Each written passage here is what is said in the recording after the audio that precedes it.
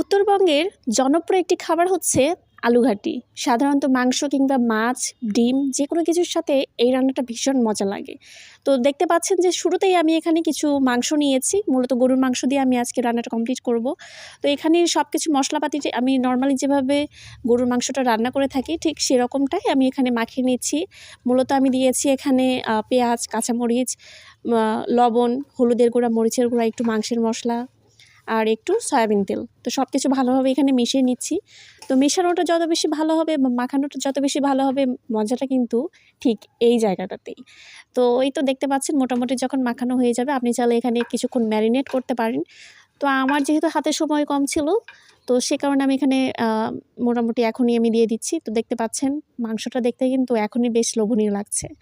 আর পেঁয়াজটা একটু বড় বড় করে দিয়েছি যাতে করে ভালো লাগে। তো মোটামুটি আমি প্রেসার কুকারে ওটা দিয়ে দিলাম চুলাতে। আর এখানে আমি কিছু আলু পরিষ্কার করে নিয়েছি, নতুন আলু বাজারে এসেছে। আর এই লাল আলুটা দিয়ে কিন্তু আলু ঘাটিটা বেশ মজা লাগে।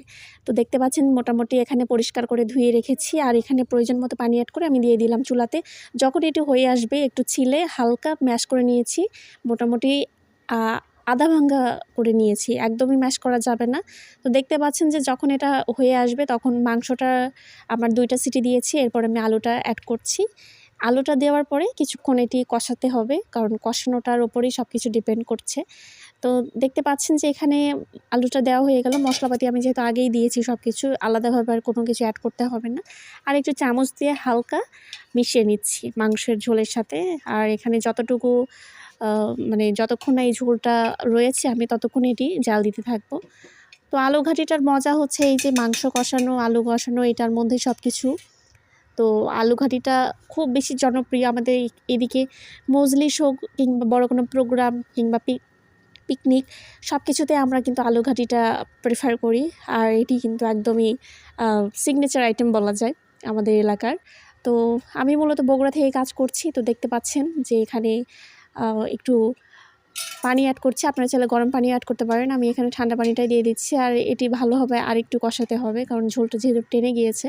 তো মোটামুটি যখন একটু হয়ে যাবে তখন আমি আলাদা একটি পাত্র বসিয়ে দিয়েছি। আর এখানে আমি চুলায় তেলটা বসিয়ে একটু তেল দিয়ে দিচ্ছি। আর মূলত এখানে সোমবার দিব।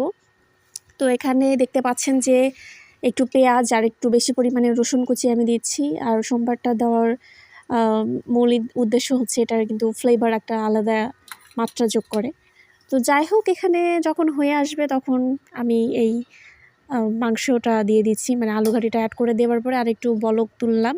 এরপর একটু ভাজা জিরে গুঁড়া ছিটিয়ে নিলেই তৈরি হয়ে যাবে চমৎকার এই রেসিপি। আপনারা কিন্তু অবশ্যই ট্রাই করবেন বাসাতে। আর কেমন লাগবে অবশ্যই কমেন্ট বক্সে আমাকে জানাতে ভুলবেন না।